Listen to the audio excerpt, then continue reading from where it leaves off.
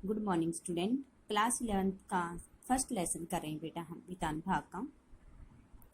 कल तक हमने किया था कि किस प्रकार से यानी कि जो कि लता मंगेशकर ने चित्रपट और शास्त्रीय संगीत का जो गान किया था वह कहते हैं कि उनमें किस प्रकार से अंतर है कि चित्रपट संगीत तो 2-3 मिनट के अंदर ही गाया जा सकता है, लेकिन शास्त्रीय संगीत 3-3.5 घंटे का महफिल होती है।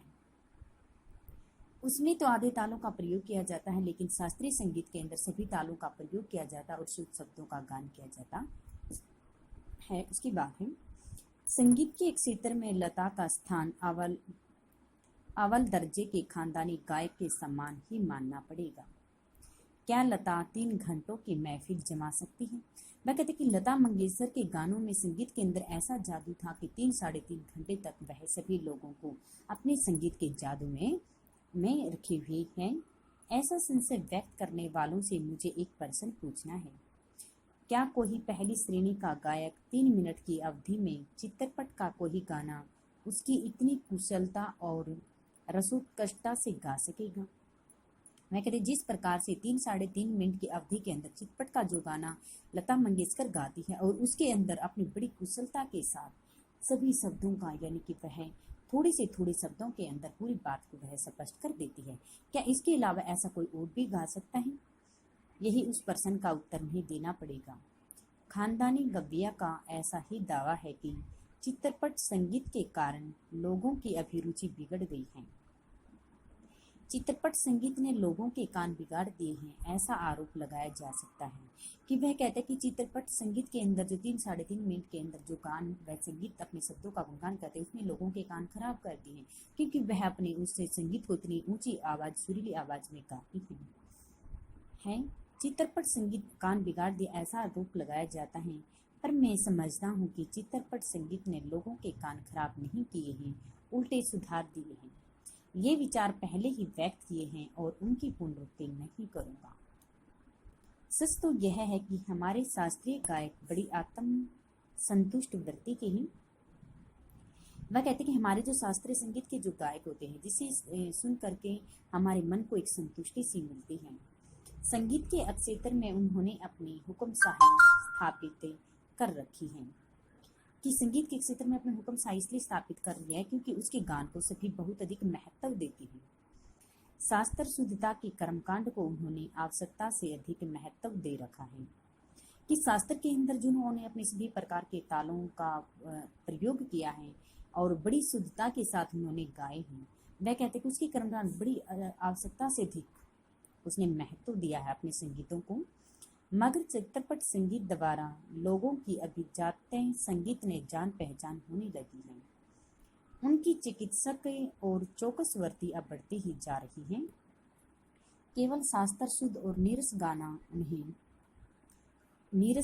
उन्हें नहीं चाहिए, उन्हें तो सुरीला और भावपूर्ण गाना चाहिए। वह कहते सुरीला, उनके गान के अंदर सुरीलापन भी हो और भावपूर्ण के विचार भी अच्छी हो, और यह क्रांति चित्रपट संगीत ही लाया है।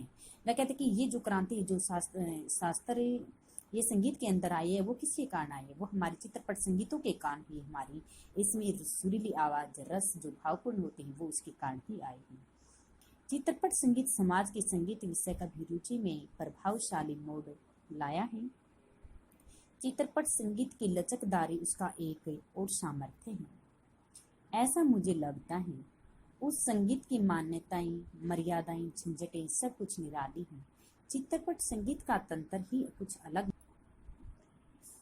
यहाँ नवनिर्मित की बहुत गुंजाइश है। जैसा शास्त्रीय रागदारी का चित्रपट संगीत दिग्दर्शकों ने उपयोग किया, उसी प्रकार राजस्थानी, पंजाबी, बंगाली प्रदेश के लोकगीतों के भंडार को भी उन्होंने खूब लूटा है कि अनेक प्रकार से चित्रपट जो संगीत है जो दिग्दर्शन देखने वाले हैं जो इनका उपयोग करते हैं वह प्रकार की यानी कि राजस्थानी, पंजाब, बंगाल आदि के लोकगीतों के भंडार में गाया जाता है। यह हमारे ध्यान में रहना चाहिए।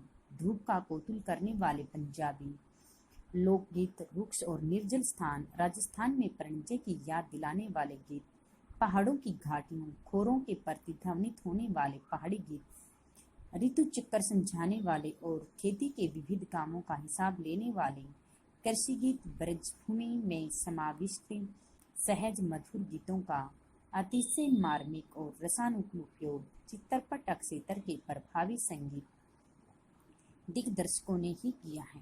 वे कहते हैं कि जो ये सारा का सारा संगीत के जो जरूर है किसका प्रभाव डाला है, हमारे दिग्दर्शकों ने किया है और आगे भी करते रहेंगे। थोड़े में कहूँ तो संगीत का क्षेत्र ही वितरण है कि मैं कहती कुछ से कुछ शब्दों में कहता हूँ कि ये सारा का सारा जो गाना है वो संगीत के एक क्षेत्र का है जो चारों तरफ से फैला हुआ है। राजस्थानी, पंजाबी, बंगाली आदि क्षेत्रों के अंदर जो फैला हुआ है वहाँ अब तक अलिखित, असंशोधित और अदृष्टिपूर्वक ऐसा खूब बड़ा प्रांत है। तथापि बड़े जोश से इसकी खोज और उपयोग चित्रपट के लोग करते चले आ रहे हैं। फलस्वरूप चित्रपट संगीत दिनों दिन अधिकाधिक विकसित होता जा रहा है। यानी कि दिन प्रतिदिन जो होता है हमारा चित्रपट संगीत का जो प्रभाव होता है वो अधिक बढ़ता जा रहा है, वो अधिक ज़्यादा विकसित हो रहा है शास्त्रीय संगीत की अपेक्षा। ऐसे इस चित्रपट संगीत क्षेत्र की लता अनविस्त साम्राज्ञी है और भी कई पार्श्व गायिकाएं भी आएगी पास में। वह कहते हैं कि इसके गाने के लिए जिस प्रकार से पहले नूरजहां थी, फिर लता के साथ में और भी पार्श्व गायक आ चुकी हैं, पर लता की लोकप्रियता इन सभी में कहीं अधिक है। वह कहते हैं गायन के अंदर तो और भी गायिकाएं बहुत सारी हैं, लेकिन लता का जो सर्वश्रेष्ठ स्थान माना जाता है वह सबसे प्रिय ही रहा है, सर्वप्रथम रहा है। उसकी लोकप्रियता के शिखर का स्थान तो अचल है। वह कहते कि इसकी तुलना तो किसी से हम कर ही नहीं सकते हैं। बीते अनेक वर्षों से वह गाती आ रही है और फिर भी उसकी लोकप्रियता अबाधित है। लगभग आधी शताब्दी तक जनमन पर सत्य पर भूतव रखना आसान नहीं है। ज्यादा क्या कहूँ, एक राग भी हमेशा टिका नहीं रहता। भारत के कोने कोने में लता का गाना जा पहुंची। यही नहीं, परदेश में भी उसका गाना सुनकर लोग पागल हो उठते हैं।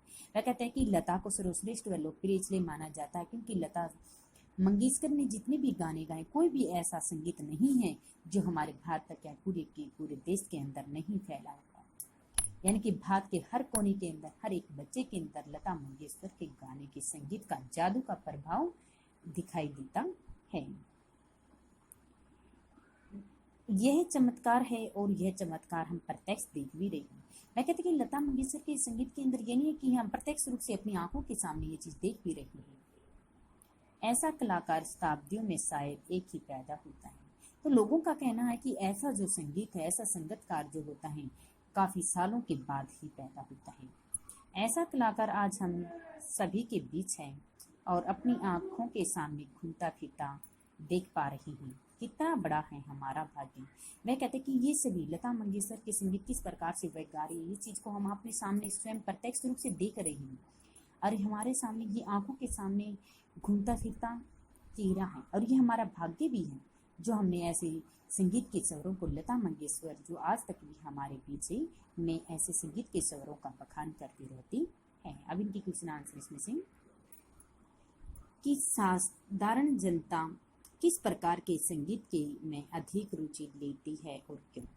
कि अनुभव के आधार पर यही कहा जा सकता है कि जनसाधारण शास्त्रीय संगीत में रुचि नहीं लेते हैं।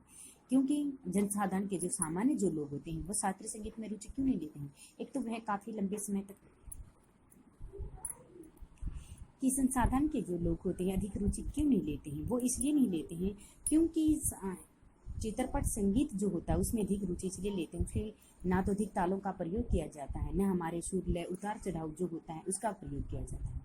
लेकिन हमारा जो शास्त्रीय संगीत होता है इसमें रुचि इसलिए नहीं लेते क्योंकि उसमें शुद्ध शब्दों का गान किया जाता है, सभी प्रकार के ताल लयबद्ध जो पंक्तियां हैं वो गाई जाती हैं, तो सभी लोगों को समझ में नहीं गए। साधारण जो लोग होते हैं, अनपढ़ जो लोग होते हैं, उनको हमारे चित्रपट के संगीत कुछ से कुछ शब्दों में और जल्दी उनको समझ में आ जाते हैं, इसलिए वो शास्त्रीय संगीत की अपेक्षा चित्रपट संगीत में ज़्यादा महत्व रखते हैं।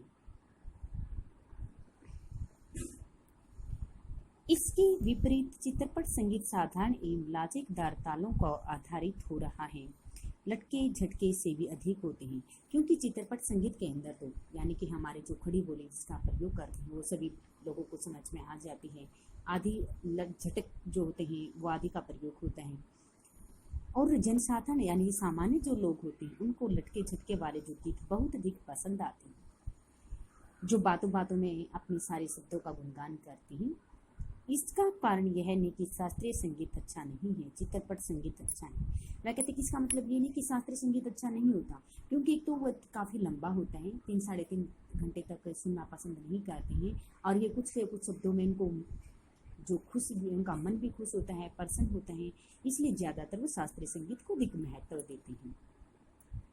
वहाँ मनोरंजन का करना का लक्ष्य नहीं है, जबकि चित्रपट संगीत का उदय ही मनोरंजन के लिए हुआ है, और हमारा जनसाधारण चित्रपट संगीत को अधिक पसंद भी करते हैं। इसलिए जनसाधारण के लोग जो होते हैं, सामान्य जो लोग होते हैं, इसलिए हमारे चित्रपट संगीत को अधिक महत्व देते हैं। चित्रपट संगीत में किस किस स्थान के लोकगीतों का प्रयोग हुआ है और उनके लोकगीतों में क्या विशेषता है। कि चित्रपट जो संगीत होते हैं उसमें अभी बताया गया था, उसमें हर प्रकार के जो निर्देशक होते हैं, पंजाबी, राजस्थानी, बंगाली, पहाड़ी आदि लोकगीतों का प्रयोग किया जाता है, और उनके संगीत के साथ साथ ही उनको बहुत किया जाता है। पंजाबी लोकगीतों में तो धूप का कौतूहल आदि दिखाई मिलता है, ठीक है, कि पंजाबी लोकगीत अलग होते हैं, पहाड़ी अलग होते हैं, राजस्थानी अलग होते हैं।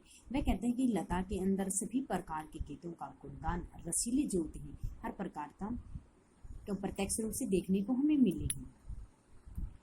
रुक्ष तथा निर्जल स्थान के लोकगीत परिणय की याद दिलाते हैं। पहाड़ी लोकगीतों में पहाड़ी खोरों, घाटियों, प्रतिध्वनि आदि के गीत भी हमें सुनाई देखने को मिला था। वह कहते हैं कि किस प्रकार से ऋतु चक्र को समझाने वाली विभिन्न प्रकार की जो खेती करने वाले हिसाब किताब होते हैं, उनकी जो ब्रज भूमि होती है, समाविष्ट मधुर जो गीत होते हैं, सभी प्रकार का संगीत हमें देखने को मिला है लता मंगेशकर के रसीली आवाज़ें में। लेखक के अनुसार हम किस चमत्कार का प्रत्यक्ष देख रहे हैं, अपनी प्रत्यक्ष यानी कि अपनी आंखों के सामने।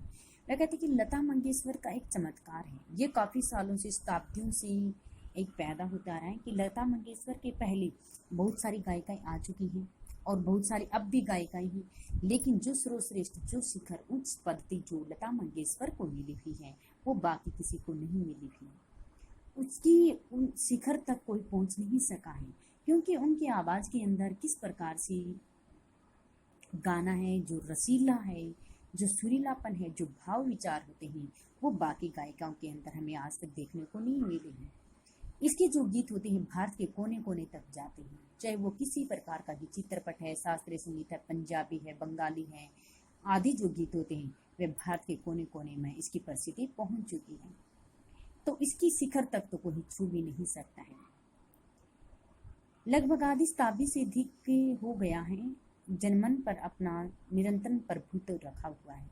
वह कहते कि लता मंगेशकर ने काफ़ी साल हो चुके हैं जो अपना प्रभुत्व जमाए हुए हैं सर्वश्रेष्ठ पद पर, और संगीत के एक क्षेत्र में एक राग भी ज़्यादा समय तक नहीं टिका रहता है, और जो संगीत के क्षेत्र में होते हैं इनका कोई भी ऐसा राग नहीं है जो लता मंगेशकर ने, या चित्रपट है या शास्त्रीय संगीत है, जो कहीं पर टिका रहा है, जो इनका प्रसिद्ध ना हुआ हो। हर जगह पर जाकर इसका वो लता का स्थान संगीत के क्षेत्र में अटल रहा है, प्रसिद्ध रहा है, और आज भी लोकप्रिय मानी जाती है। ऐसा चमत्कार वह कहते हैं कि ऐसा जो कलाकार होता है ना तो अब तक हुआ है और ना आगे आने वाले समय में हो सकता है, क्योंकि हम मध्यम तथा अपनी आंखों के सामने प्रत्यक्ष रूप से ये चीज़ देखने को मिल रही है। क्योंकि लता मंगेशकर आज भी अपने गीतों में सर्वश्रेष्ठ मानी जाती है, क्योंकि वो अभी उसकी मृत्यु नहीं हुई है, वो अभी भी जिंदा है। तो वह कहते हैं कि ये चीज़ें हमें प्रत्यक्ष रूप से देखने को मिली है। चित्रपट संगीत के लोकप्रिय होने का कारण क्या माना जाता है कि सबसे पहले संगीत के क्षेत्र में शास्त्रीय संगीत जो होती है उसका एकाधिकार चित्रपट संगीत का एकाधिकार को तोड़ दिया था।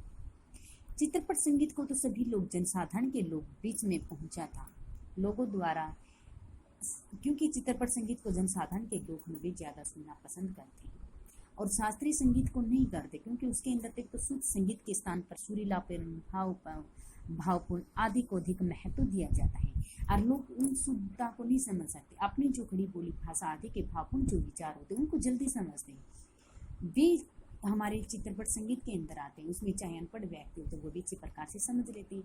तो उनको शास्त्रीय संगीत की अपेक्षा क्या होता है, चित्रपट संगीत अधिक लगते हैं, कुछ से कुछ शब्दों में और पूरी बात स्पष्ट हो जाती है।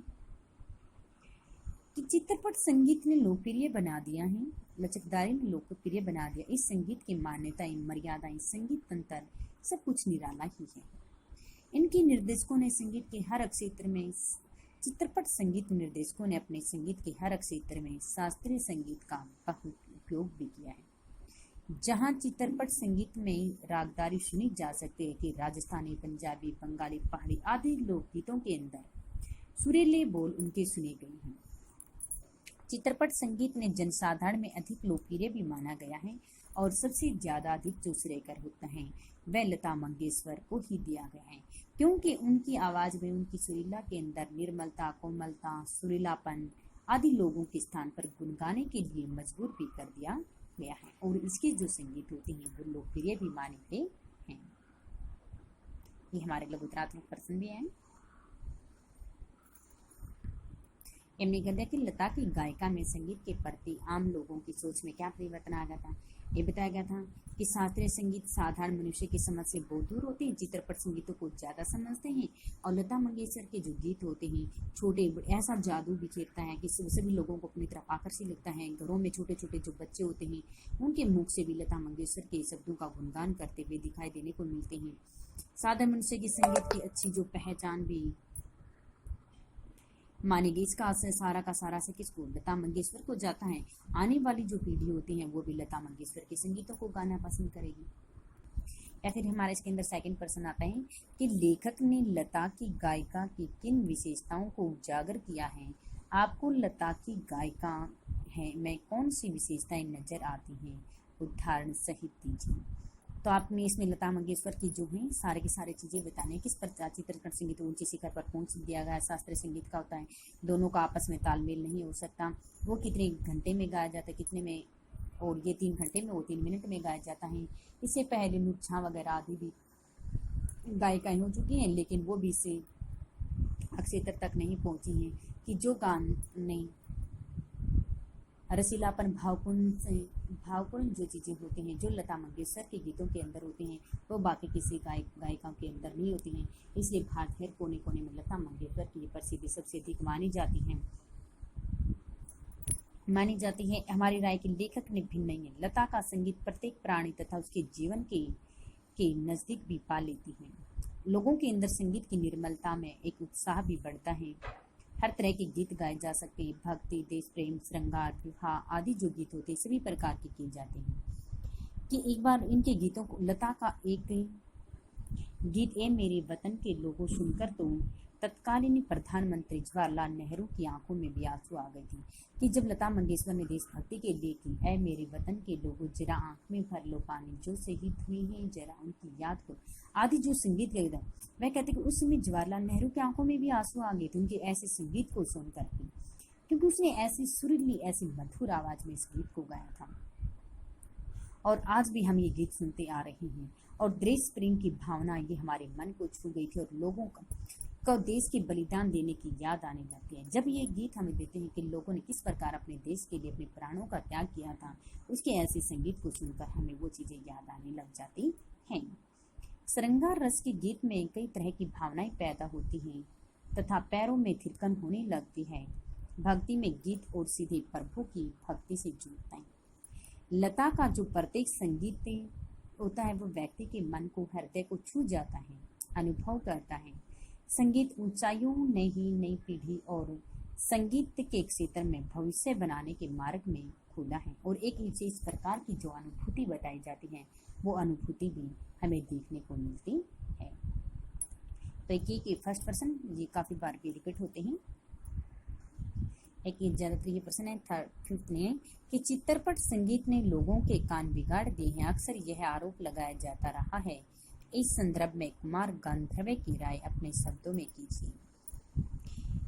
कि लोगों का कहना कि ये आरोप गलत है, कि लोग कहते हैं कि चित्रपट संगीत ने लोगों के कान बिगाड़ दिए, आरोप गलत है, क्योंकि चित्रपट संगीत ने लोगों के कान बिगाड़े नहीं, अपितु उनको समझाने के नए नए अवसर दिए कि जिस प्रकार से जनसाधारण के संगीतों को, सुर को, ताल को, लय आदि नहीं समझा जाता था, अब गीतों में सुरीलापन क्या आता है समझ में लोगों के आने लगा है। ठीक है, पहले इनको ये चीज समझ में नहीं आती है। चित्रपट संगीत के कारण छोटे छोटे बच्चे होते हैं, वो लेमन्स के शब्दों को, क्योंकि छोटे छोटे जो शब्द होते हैं, काफी लंबे शब्द तो वो गुणगान नहीं कर सकते, छोटे शब्दों का वो बार बार गुणगान कर सकते हैं, लोकप्रिय बनते हैं। कि और शास्त्रीय संगीत देखने का, समझने का दृष्टिकोण भी हमारा इस क्षेत्र के अंदर बदला है। किस प्रकार से लोगों के कहने पर वह अपने संगीत के स्वरों को ऊंची आवाज में गाती हैं, चिल्लाती हैं। वह कहते कि जिससे लोगों चीखते हुए स्वरों में आज चित्रपट संगीत मन को राहत देने के स्थान पर एक तेज दर्द भी पैदा करता है।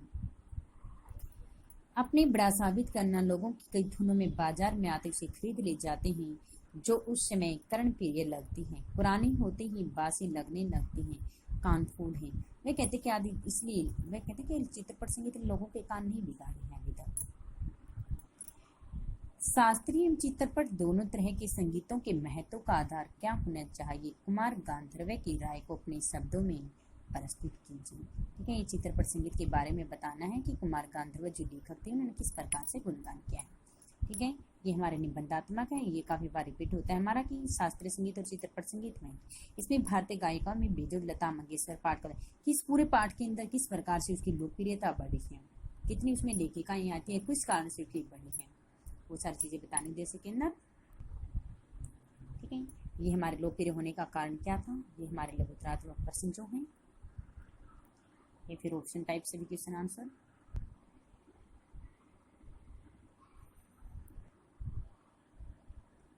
ये भी हमारे ऑप्शन टाइप हैं। अब आज हमारा जो फर्स्ट जो लेसन है विधान भाग का लता मंगेशकर, ये कंप्लीट हो चुका है। कल के लिए हमारा राइट प्लस से लड़ा।